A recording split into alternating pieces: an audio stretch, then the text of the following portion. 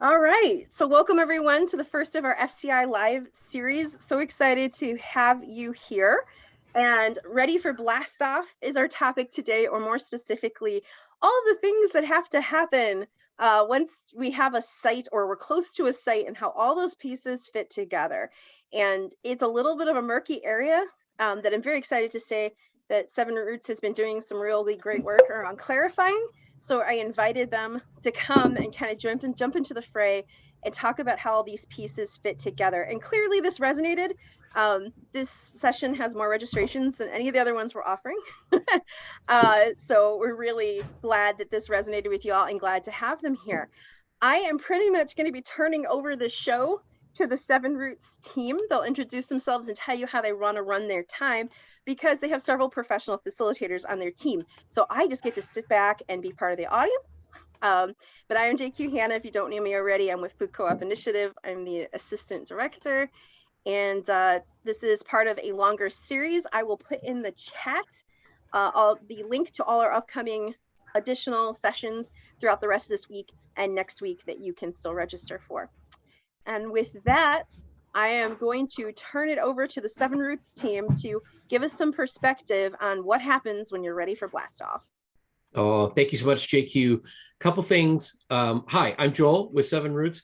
JQ, you're not going to get off so easy because there's going to be times where it's like, who's the smartest person in the room on what we're talking about right now? JQ. So we're gonna drag you back in maybe once or twice to give your thoughts if we get to a spot that it seems like that makes the most sense.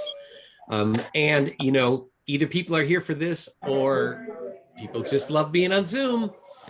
Yeah. So that could be it too. If you're joining us, please mute yourself. I'm hearing some background noise. Thank you so much. We are Seven Roots. We'll introduce ourselves in a second here. If you're not familiar with the Seven Roots, we partner with folks to provide design, operation support, and governance support for food co-ops. We're all here because we believe in healthy food access and community ownership and the co-op model. We're a proud worker co-op. Let's find out who everyone is.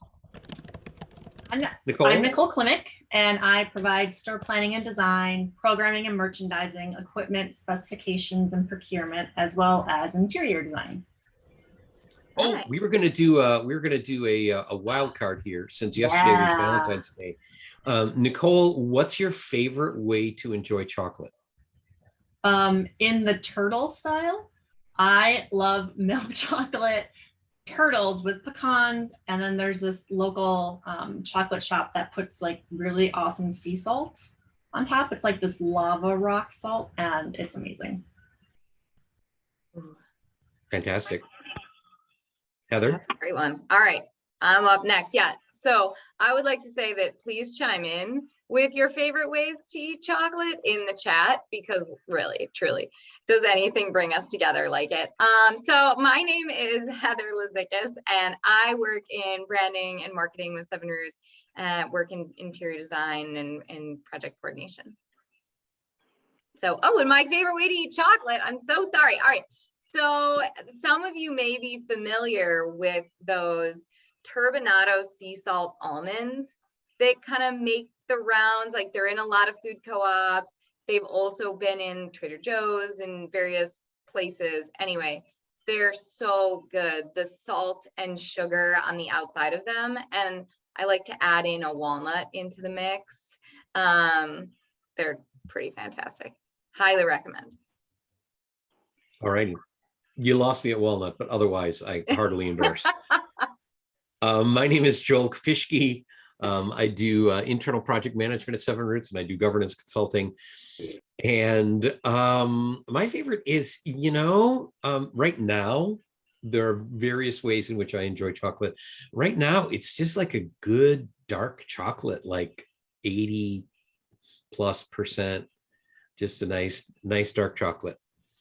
So great. I'm seeing a few of you put in, many of you are weighing in on who you are and where you're from. Thank you, and your favorite kind of chocolate, which that's going to be great to read through later. Yeah, this is great. All right. So I think we're just about ready. We're going to share a presentation here. So we're almost ready for Blastoff. So today we're going to cover site selection, funding, operational readiness. So some housekeeping things. Add your questions into the chat anytime. If it makes sense, we'll keep an eye on it, and if it makes sense, we'll grab the question right then and there. Otherwise, we'll kind of take them at the end. We're going to try to leave a lot of time for that. So here we go. Buckle in. Okay, and I'm sorry, my dog was barking in the background, so I had to mute myself. But today we really have three main outcomes. We want to understand co-op development better than we do right now, understand what happens and when, and then understand better where you're at right now in the development plan. Right, and we're going to talk about kind of an ideal formula, an ideal development model, and it's exactly what it's called, ideal. Your co-op situation will likely look different at various points, and there might be twists and turns and doubling back, and we'll talk about all that when we get to see it. Oh my goodness. All right, Heather, I'm going to have you go for that right now because the dog is barking. There's some. All right, sounds good. All right, so why are these outcomes important? Let's see. So first, knowledge is power, plain and simple, right? Looking ahead helps you to be prepared for when things start to happen fast. And if you have a roadmap, you can build the plan. You know where you're headed, right? You can anticipate also where you're going to need to build organizational capacity, right? You'll know where those like really big bottlenecks and tough times are going to be. So it helps to at least reduce surprises, right? So no surprises might be a lofty goal, but along the way you'll be ready for them, and knowing the ideal will help you to kind of handle diversions and help you get back on track when you face those. So our plan for today is we're going to go over co-op development overview, really zooming in on site selection, funding, and operational readiness. But we're not going to dive too deep into the details because it's almost like an hour isn't enough time to learn everything you're going to want to know about startup development. Who knew that? We want to leave lots of times for Q&A so you can get what you need, hopefully. So most of our conversation will be around the stages 2 and 3. Great. So we built this diagram to help us kind of show you how we think about co-op development. This is the overview. It's the whole process. For those of you on your phones, I bet this looks fantastic right now. So what we're going to do is we're going to go through it step by step. We'll go quickly through the early pieces and get more detailed on those points we're zooming into. You see we have it aligned in 3 tracks here. It's probably going to feel more like a snake pit than the nice even tracks that are well organized and stay that way. And this is a model. So it's a very much simplified overview of co-op development. And there's a great saying that I love from George S. Box, who said, all models are wrong, but some models are useful. So hopefully this model will help you in the way it helps us think about this and picture everything and kind of see how things work together and how things flow. And have you be able to point at it and say, oh, this is where I'm at. I can picture this. And we did another version on its side that might be easier to read. We felt the vertical one was easier to follow. Maybe I should be doing like a eye doctor thing. Which one looks better? This one or this one? This one or this one? Anyway, so we're going to go back to the vertical one and kind of zoom in and work through it. So hopefully it won't be too confusing as we zoom in and start to look at the 3 tracks. And we think about these 3 tracks of store development as being financial, your site and your design, as well as community and capacity. And at any given point, all must be in line in order to move forward with your project. I think of it like kind of like cross-country skiing. You know, if it was 2 tracks, you could think about it as cross-country skiing, where you can't get one ski too far in front of the other, or then you stop going anywhere, you fall down and you pull a hamstring or something.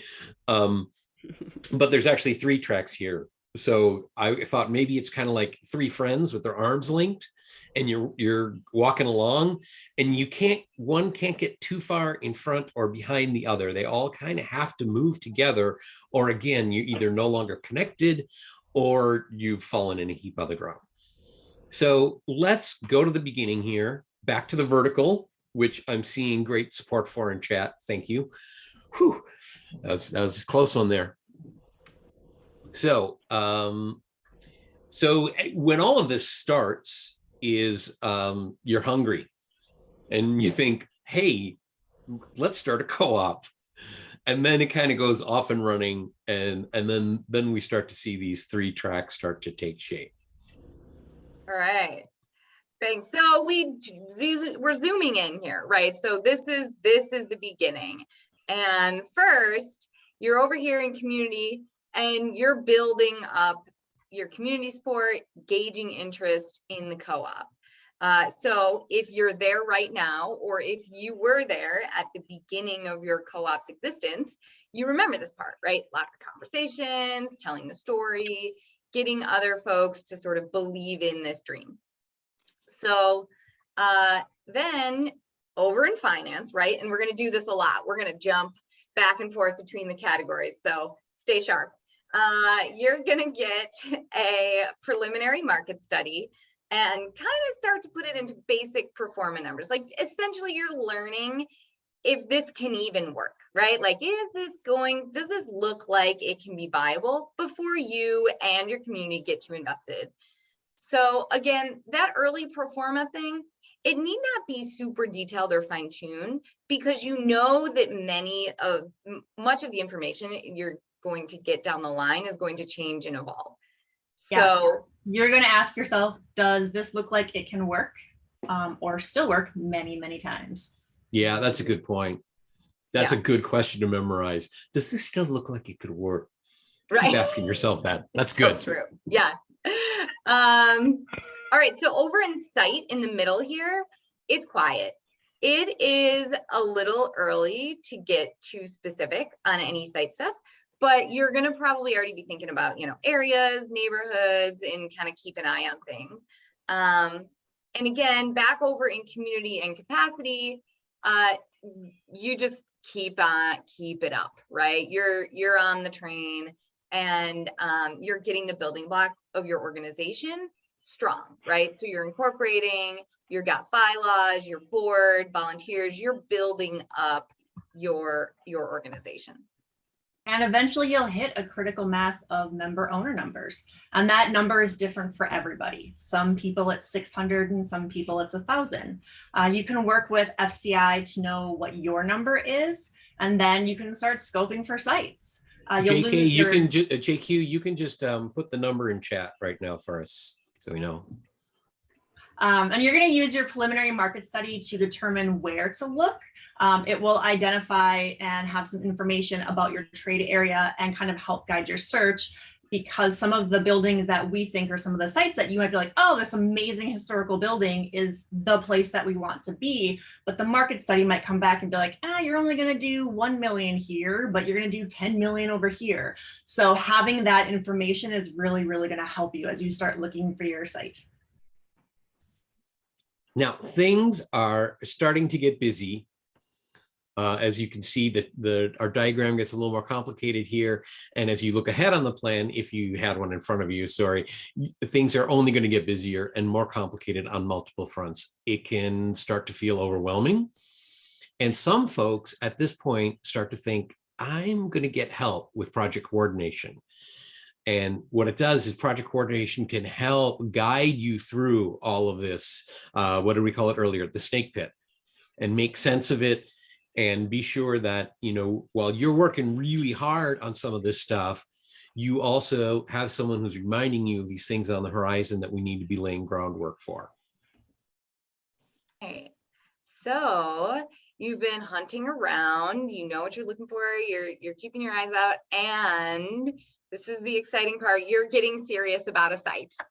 So now it's time to go get that full market study, right? Once you know kind of where you're honing in, that'll help you to determine the overall feasibility of the site for you.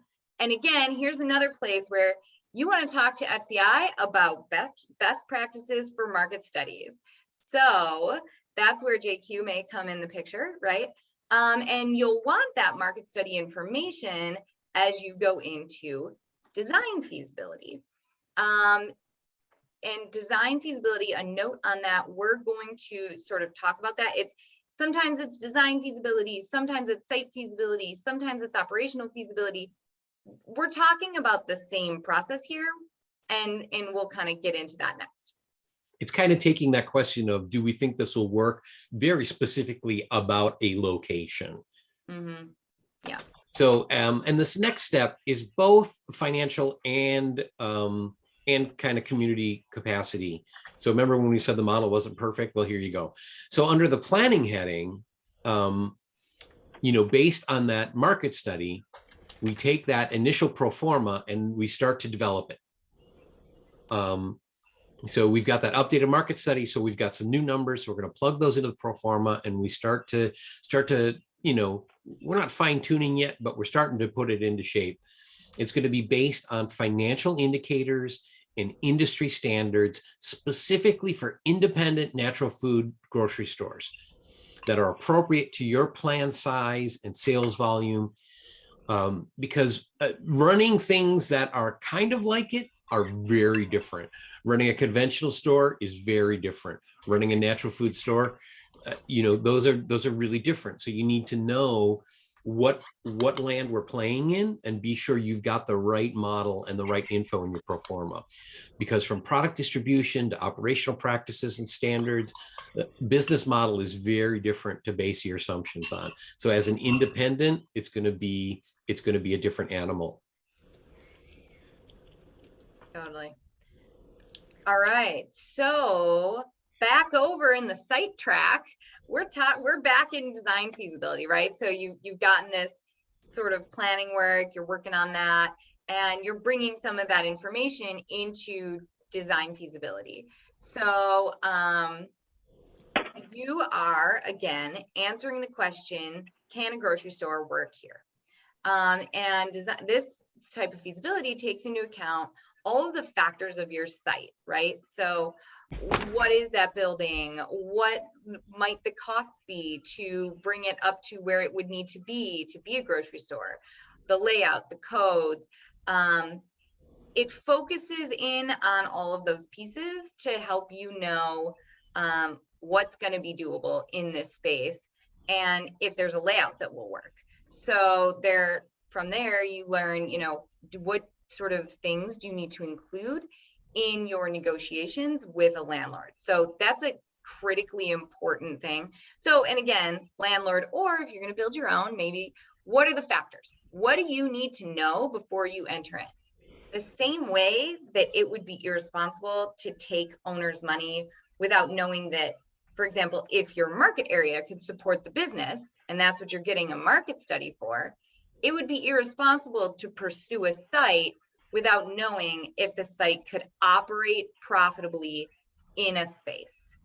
So you need to know that your store could function in a space before you commit to it. Yeah, that's super important. And so, okay, you do this design and site, operational feasibility, and that will give you more information to consider regarding costs and process. After you read the report, it might say that this site's not feasible. So then you just keep looking. As sad as that is, knowing that you've done your due diligence will help keep morale up, and you can just go on to the next site. Maybe you're going to have maybe this could work. We need to dive in a little bit deeper, or yes. And then, buckle up, because lease negotiation time is about to begin. The next thing that you're going to do if you have a yes and you have the green light is to lock it in with an LOI. Like we said before, not all stores will fit into the same model. You may not need an LOI if you're in an area that isn't a competitive real estate area. You know, if it's more rural rather than, say, New York City, you might be buying the building. It might be a new build. So not every store is going to need an LOI, but a lot of them will. So now that it's LOI time, just like what is it? It's basically a letter of intent or a letter of interest that is pre-contractual between both parties, you know, the co-op and the leaser, the landlord, that documents the leaser's intent to sign a contract for a lease and for the landlord's intent to give this space in certain conditions to the leaser. Sometimes there are legally binding terms, so be really careful to read and understand the document before you sign it. Oftentimes LOIs are mainly to get the terms that will lead to lease negotiations. That way you can do some of your due diligence. They might want you to have all of your capital, you know, or half of your capital, and you need to do a lot of steps for the process so that you can move forward with a lease and both parties are really comfortable with moving forward with that. Let's see. So essentially, the LOI kind of like buys you time so that you can work on the lease negotiations. You know, you can talk to like FCI and other support organizations to get their feedback and really work on things and make sure that you're getting what you need. And really to plan, you can start getting an idea of costs, you know, what your landlord's going to put in, what you have to do and all of that. And that will help seeking leads on capital and making sure that you have the money to move forward with the site. Have a call for today. Right. So let's see. I think advance the can we hold slide. on one sec? JQ, can you mute? We had someone join here. There we go. Thank you. Great. Thanks, Joel. All right. So let's see.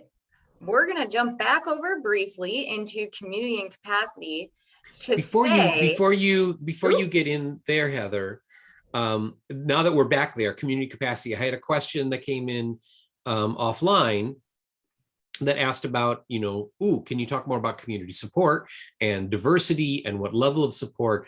So that's not something that we're calling out, but that's going on through. I mean, that could be an additional like subtract on this whole community and capacity. The whole time that we're doing all of this other work, we're continuing to do that initial work of telling the story and getting more people to buy in to this vision that we've got. And so we're continuing to reach out to the community and especially diverse community. You know, we want to not just, you know, food co-ops have traditionally been very white spaces and very upper class, middle to upper class spaces. We want to be sure that if we're here to serve our whole community, that we're engaging our whole community early on. And so that we're really making this a community project for everyone. And we're getting their voices in early and often. And it's going to look different for every community, because the people in your community are very different, and the differences are going to be different. That was a really, really clumsy way of saying it. But I think you get the general idea there. So thanks for the question, Barbara. Thanks for jumping in with that, Joel.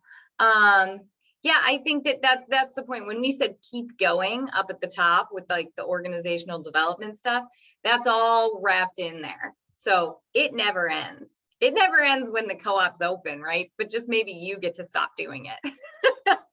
And there's somebody on staff who gets to do that part. So, all right. So back over here in planning, you've probably been working on this since you were in design feasibility, actually, but again, we're jumping, trying to keep everything on track here. This is where you're going to do a lot of planning for funding, and that includes your capital campaign. So at this point, this will have been assigned to a person or committee so that they can start to build out that plan for what that campaign is going to look like while you're searching for and negotiating the terms of your site, because you want to have those plans pretty ready to execute when you're securing your site. Right, but wait, what's happening in the other tracks again? Oh yeah, it's go time all over. Basically, we're working hard everywhere. Things are starting to heat up. So on the finance side, remember we got our updated market study, and now we're updating that pro forma and financials, and we're being sure that the pro forma and the capital campaign planning are in sync and the numbers make sense. And then in that people capacity, community and capacity track, we're checking in on the capital campaign. How's our plan going? If all goes well, you are going to need it. And it's also important, not to get too far ahead of ourselves here, but to have the building blocks in place, get your general plan going. Once you have your site, then you kind of want that plan almost be ready to turn on immediately. And of course, don't forget this whole time, in addition to the community outreach, continuing to build the community and all of that, we're continuing to build board capacity and our organizational capacity and our organizational systems. We're continuing to mature from those folks sitting around a coffee table or sitting around a kitchen table to having that operating board, having operating committees, being able to delegate well, have efficient meetings, all of that sort of stuff. All right, so back to this big decision you have to make in the site track, right? So you've confirmed feasibility, right, in this hypothetical scenario we're in. And so now you are pursuing either, and if you needed an LOI, you went out and made that happen, right? Now you are pursuing a lease with contingencies or a purchase agreement if you're buying land or a building, right?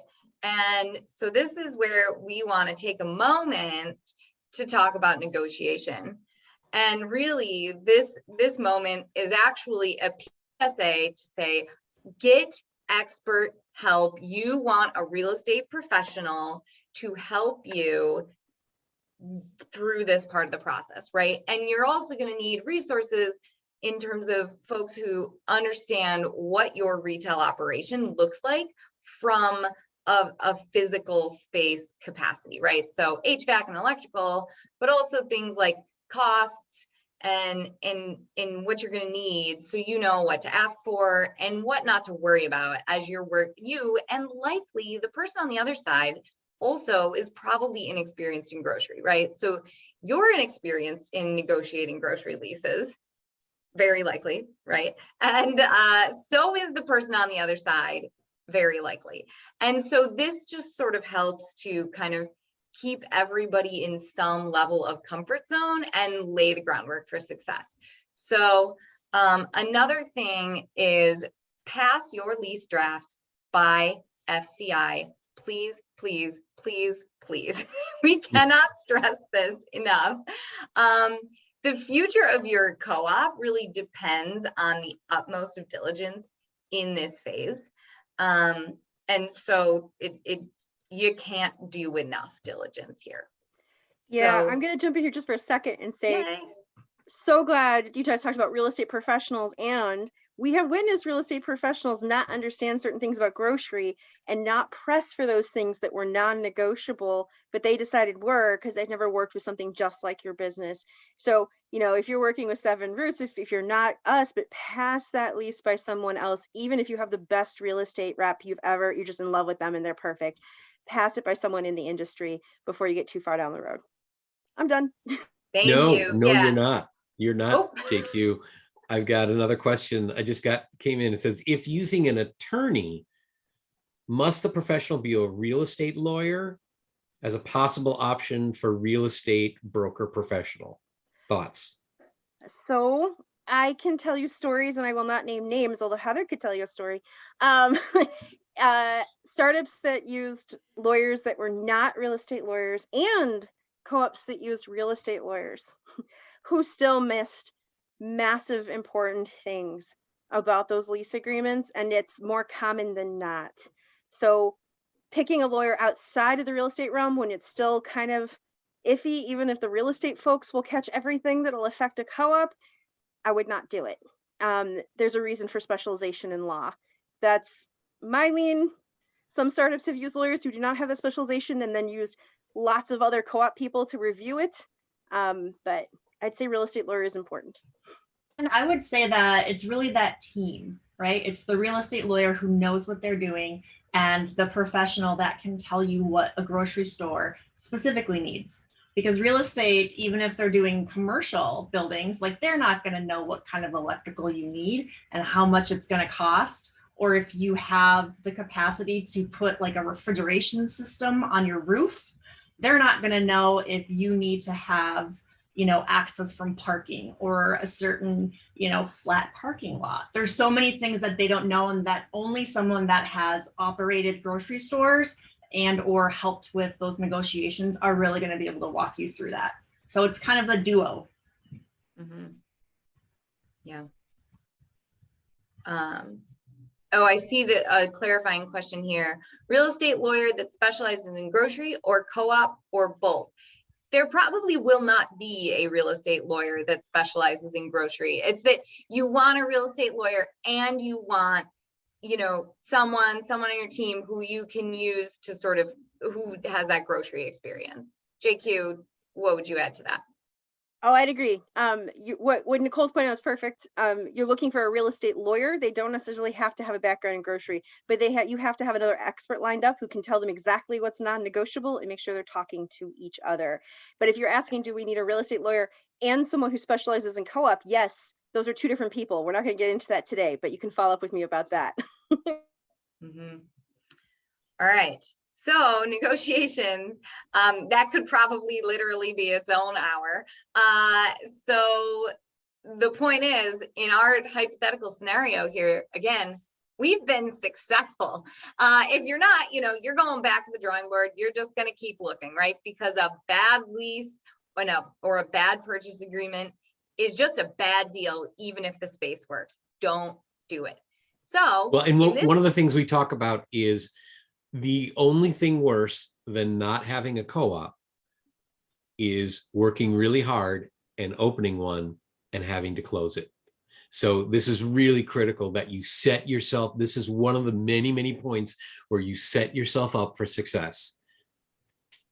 All right. We find, and JQ, I don't know if you know this, in cities and in areas that co-ops fail, they very rarely get a co-op back. It takes generations again to build that momentum because people are already, you know, under this guise of failure from that first co-op. So it's really, really important. All right, so we're moving on. We got a site. Congratulations, everybody. Woohoo! All right. You know, I'm just going to do a very quick sidebar here that, again, is another longer conversation, like so many of the points along here. Speaking of getting expert help, once you have a lease or a purchase, you're probably going to want a project manager on board. So and not think your GM. about Your GM is not your project manager. So, well, sometimes your GM can be, but specifically you're looking for your project manager at this point, someone to fill that role, so a professional who can fill that role. So again, just bookmarking it, that's way too deep of a rabbit hole to dive down into. But you've got your lease or purchase. It's time to tell the world and get ramped up and announce your site. Woohoo! I had a question come in. Usually, how much time is there between the LOI and site announcement? It varies greatly because it really depends on when you're coming to that LOI. We noted a couple different points along there where an LOI could happen. And sometimes you call dibs on a site and it takes a long time to get everything in order to be ready to go. And then We had a sometimes things move question quickly. about Yep. project management too, if we want to keep on Right. that track for just a minute. How about a project manager who grows into a GM? That has happened. It has, but rarely. Project management typically is a college degree. It's a very specific job. And I don't see very many people that have been project managers for grocery stores or projects like this, and also managers of an actual grocery store. They're two very separate jobs. Very rarely do we see that they morph into the other one, but there have been a couple, and you might find someone that's perfect, and that's a decision that you can make down the road. And look at that, Chrissy queuing up more FCI Live conversation Yep. for next week. Let's see. So we're announcing our site. How could I forget that's where we were? Yeah. So and we, this is a once in a lifetime opportunity. So we don't want to waste it. We always recommend using the momentum of your site announcement to lay the groundwork for your capital campaign. So now one of your biggest challenges in co-op development is rounding up the cash. So you're going to kick off your capital campaign. You're going to need a robust team, people who are super psyched about this. You're going to need to have an excellent plan. These people are going to need to be, you're going to have to have a plan that lets them know what they're going to be doing. You have to keep track of all this. You're going to keep your irons in the fire with other funding sources, bank loans. They're going to want to use your capital campaign money as collateral. So again, more coordination there. So that'll all finalize when your campaign wraps. And that's what we talk about is your capital stack. All of the money's coming together. Meanwhile, over in the site track, we're beginning store design. This will help keep things moving, but design won't get too far while you're raising the money.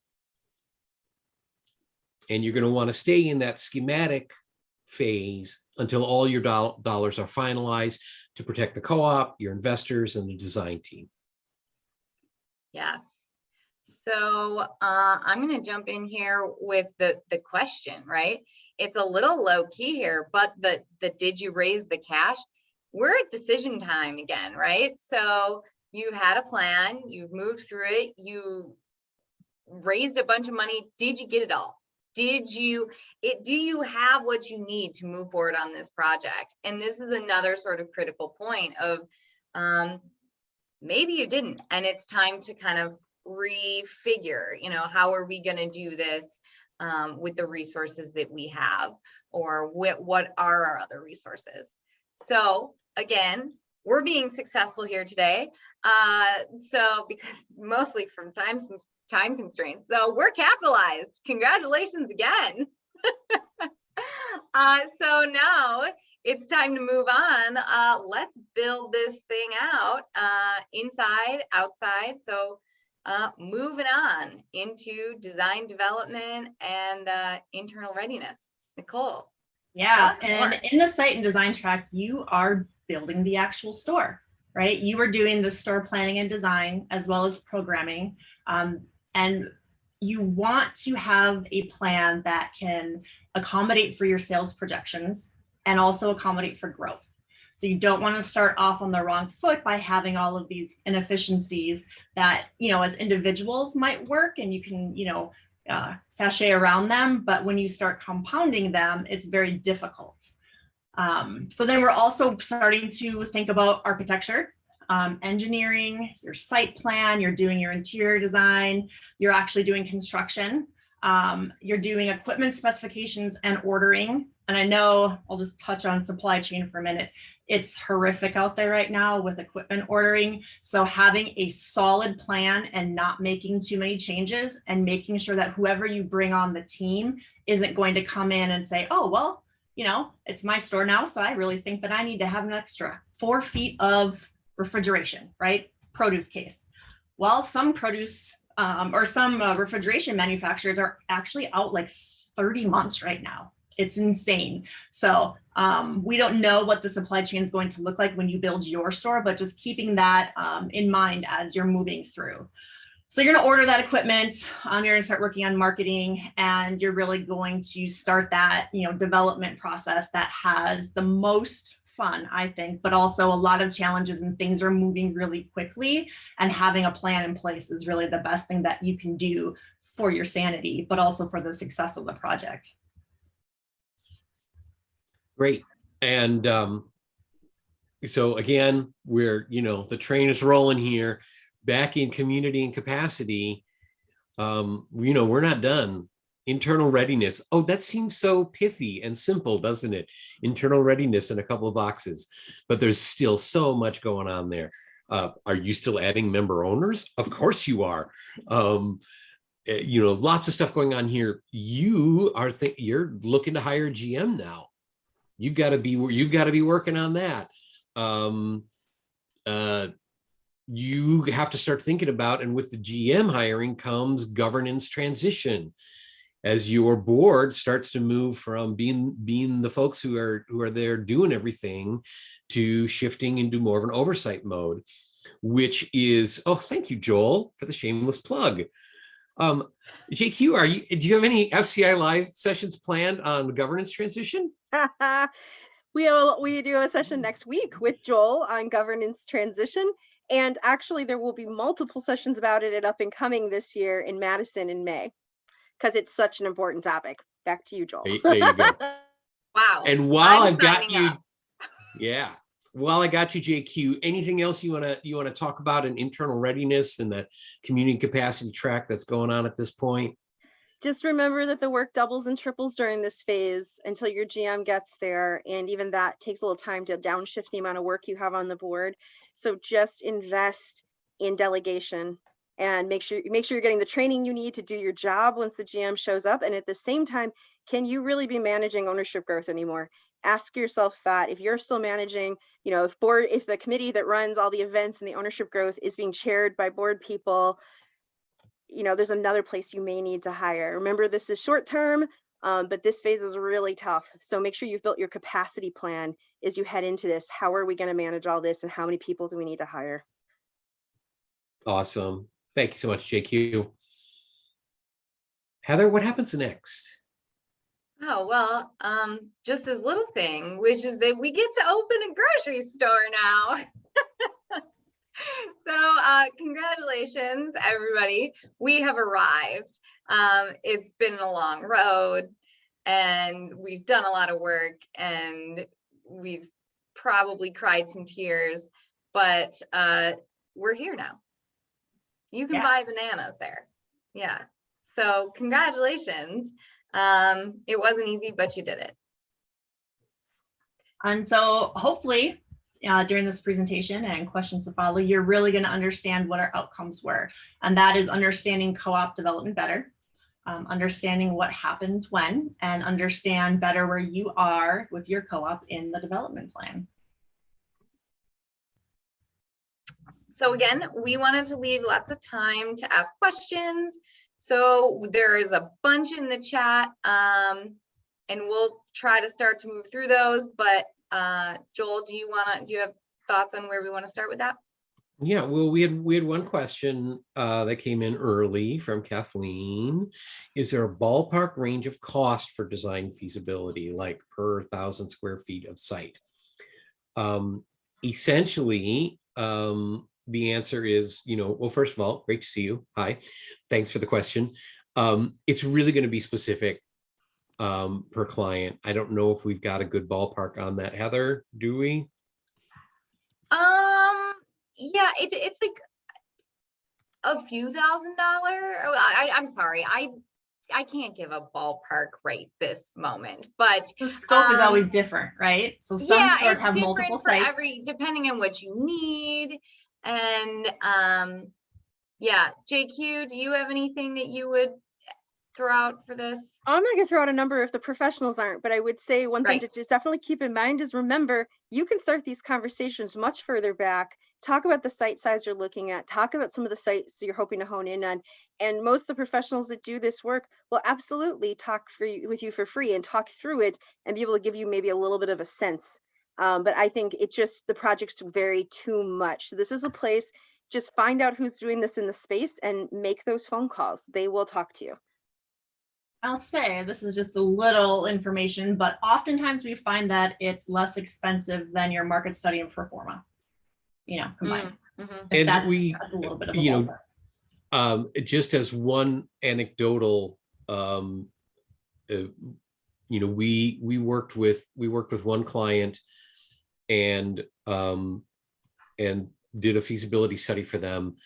And we basically said, we told them all the challenges we saw, and they came back to us and said, thank you so much. We're not moving ahead with this site.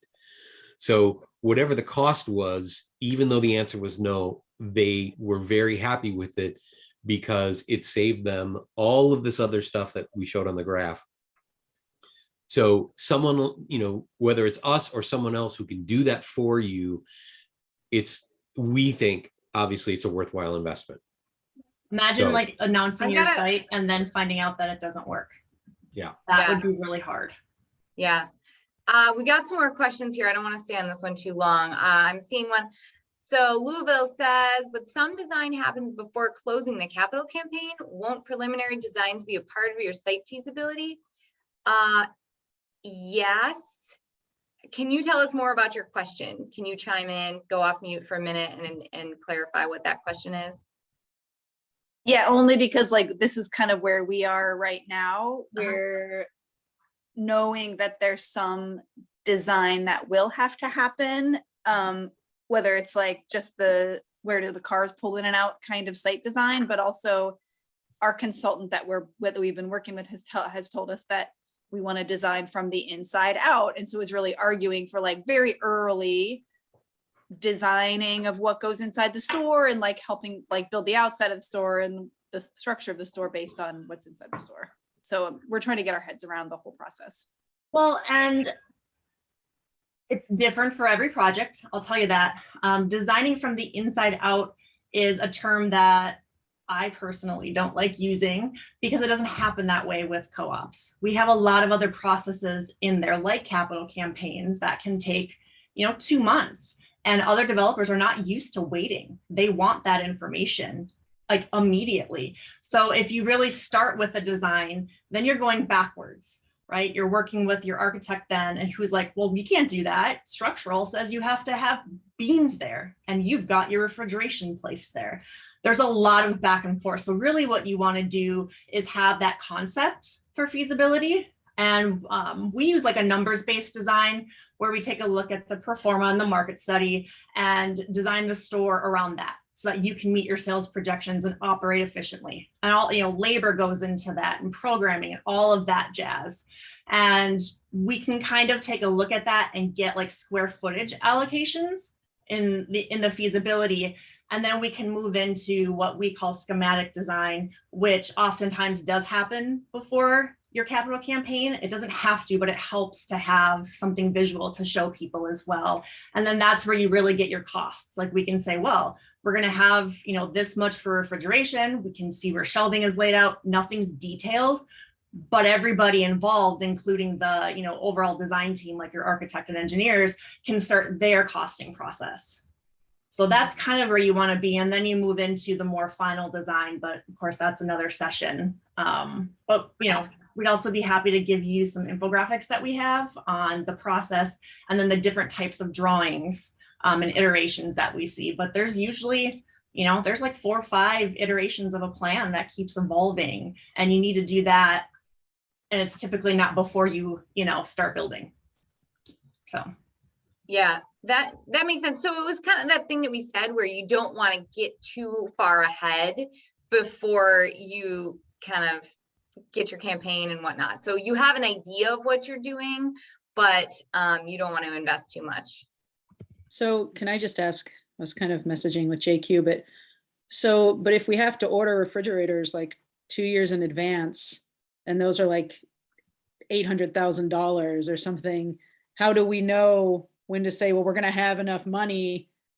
Do you know what I mean? If our stores do so that's where we're kind of at. We're at the point where it's chicken and an egg, right? And this is every project, whether or not you have long lead times or not. So what we like to do is specify our equipment, and then we really want to have a plan signed off on, right? Where you're like, there are not going to be any changes, minor changes, you know, tweaks here and there that aren't going to affect your overall fixture plan. And we order that immediately. Okay. Right, because they need to engineer that. Then we, you know, we'll have the places like the drain locations and, you know, how things are engineered and whether you have a big refrigeration rack or just individual condensing units. We like to order those first and then go on to the next largest lead time, which oddly enough is shelving. Sometimes we can get used equipment, but I have to be honest, Walmart, Target, other grocery stores have already scooped up all the used equipment in the country. They can do that. But there are some places and like equipment procurement companies that you can work with, or some that, you know, we work with that can help get you what you need at the most appropriate speed that we can based on the supply chain. So would it be not crazy to say if you're within 18 months of opening, you should start looking to order that stuff now? You need to have a finalized plan so that you can make the orders, because it is $800,000. It is $1 million sometimes, depending. And you don't want to have to make a single change really on some of these orders like refrigeration, because that can cause them to re-engineer the rack, which then all of the disciplines need to touch that. So like if you're re-engineering your refrigeration, civil has to look at it, electrical has to redo their plans, your store planner needs to do their plans. And all of that is like just waterfall of change. But you should be able to make those decisions with someone who knows what they're doing and with a really good finalized plan, so where you're not going to have changes and you can get it ordered. I appreciate your honesty. You're giving me a panic attack, but I appreciate That, we hear that a lot. Thank you so much. Yeah. Anyone who's trying to open a co-op soon, it is all in the same boat in terms of just the pinch on supplies. Yeah. Right Established co-op or not, second location or not, we're all feeling it. We had before the pandemic, we started working with Green Tree in Mount Pleasant, Michigan. And it took 3 years just to get them open because of all of the supply chain. You know, it's like the pandemic hit right in the middle of the project, and then steel's gone and wood's gone, and they're open and it's great. And we can work through those things with your project plan to make sure that you have like gap funding, say if you need to have gap funding, or, you know, figuring out how to kind of accommodate for those changes and be nimble. So, all right, we've got about 5 minutes here. I want to touch on a couple of questions. Stephanie was following up with like define soon. Well, there used to be some co-ops that were successful in kind of a fast track mode, that were able to build community support, get their money together. And it's like, you know, boom, we're going to do this. That's a lot harder to do nowadays, just because of the longer lead times for equipment. So you're saying bootstrapping it, Joel? You can't just like put everyone together and build it and they will come? No. So I saw 2 questions from Cheryl and Cheryl. I don't think they coordinated on this. Touched on suppliers around merchandise and buying stock. Are those questions about stocking the shelves, essentially products to sell? Is that what the questions are around? Can I ask you guys to, like, I saw a bunch of, can we shape that by leaning into who's going to help you decide your programs and what should be on the shelves in that broad sense? Because I think you guys can really speak to that. Yeah, so programming is really important. It's what you sell and how you're going to sell it, right? So you need to know your competitors. You need to know what's going to sell in your area. You need to know your demographics and your target market very, very well. And we can do that through, you know, surveying people.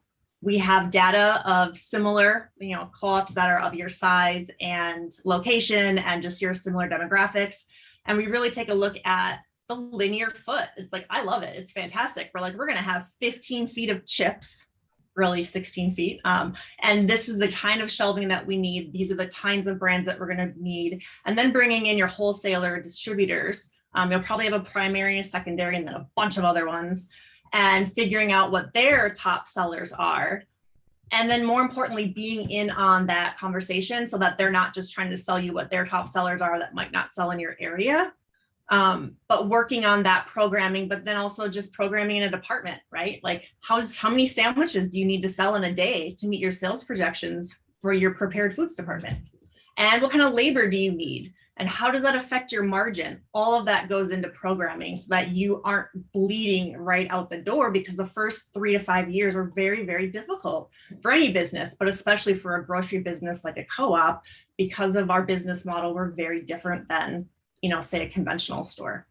Yeah. So this thing that Nicole's saying speaks to what she was talking about with the numbers-based design, starting with your market study and your pro forma, and saying, okay, this is what we need to do, right? The store needs to do this kind of volume, and maybe the market study indicates that the store should have an emphasis in this one area or another.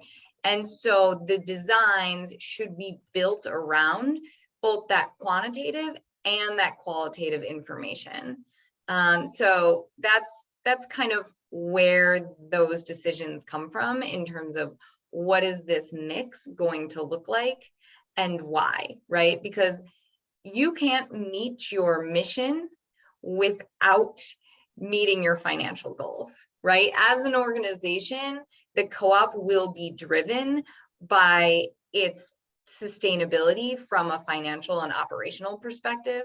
And so that's something that we're looking at when we're working with folks on this, because that's our job, setting the co-op up for success in that area.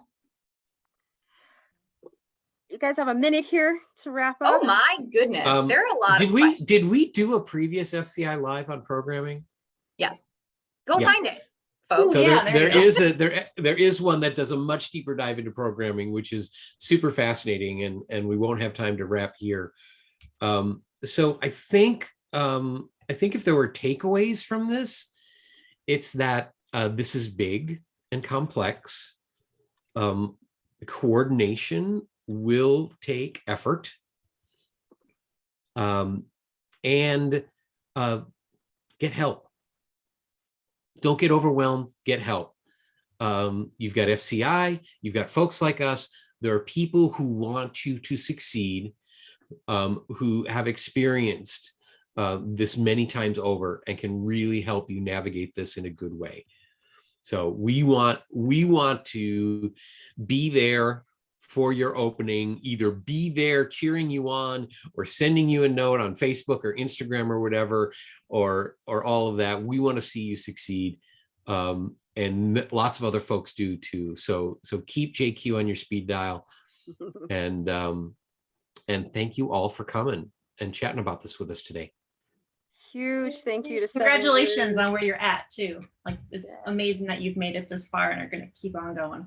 Can you guys drop something in the chat if they want to get a hold of you and talk further while I kind of wrap things up? One thing I do want to mention, program design. People will get store design done, but then that question, well, how much should we sell of what? What distributors should we work with? Can we afford to have a service deli? Should we, but also like, are we going to have if we're going to have clean conventional, what does that mean? And who? I have watched co-ops do store design with what I would say are good store design teams, but who don't integrate program design, helping them figure that stuff out. And it's very concerning because we watch those stores open saying, well, our primary distributor will help us figure that out. And I'm not going to name names, but I have been in the stores and helped to try and reset the co-ops that did that because their product mix is way off and their sales are way down. So this program design piece, like whether you work with 7 Roots, whether you have a mentor GM who's willing to help you with all that, there are other teams that do it. Whether you work with Columna, whoever, the actual product design, program design piece, don't go from store design and layout to I hire a GM with no help in that gap. We have watched that be a massive factor in sales problems, okay, for startups. So I had to say that. And they do have a whole session on programming. I cannot find the link right now because I'm trying to run all this, but I will be sending out a wrap up at the end. All these sessions are being recorded February 28th. I'll be sending out the link to where you can find all of them, and I will try to remember to add that one to it.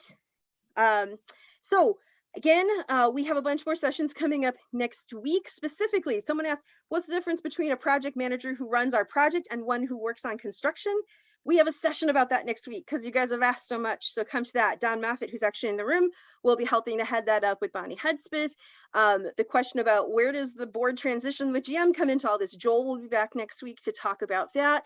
So please do go to our website. If you go to our website under workshops and events, there's a whole list and how you register there. And I did drop the link in the chat. Thank you again to Seven Roots who donated their time to be part of this today. You guys know how to find them. Hopefully they've put their connection information in the chat. And you know, no question is a dumb question. If they can't answer it or they don't have the time to answer it, they'll send it my way. You can send it my way. But please, you're asking great questions, keep asking them. And we're going to wrap up with that. Anyone who wants to stick around for a few minutes and ask a few more questions, I can stick around. If any of the speakers can, they will. But we are officially wrapped up. Thanks so much, everybody.